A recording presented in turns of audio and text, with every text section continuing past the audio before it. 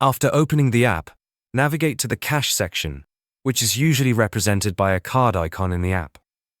Tap on this icon to start the application process for a Robinhood Cash account.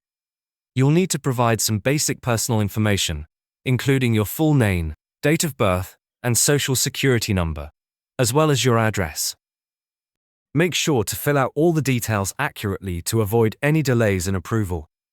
Once you submit your information, your Robinhood Cash account will be reviewed and approved, which usually takes a short amount of time.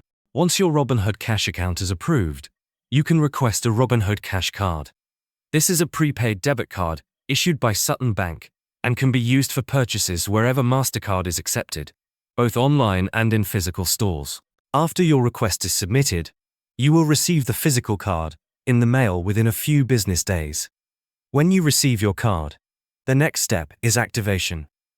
Open the Robinhood app again, go to the Spending or Cash section, and follow the on-screen instructions to activate your card.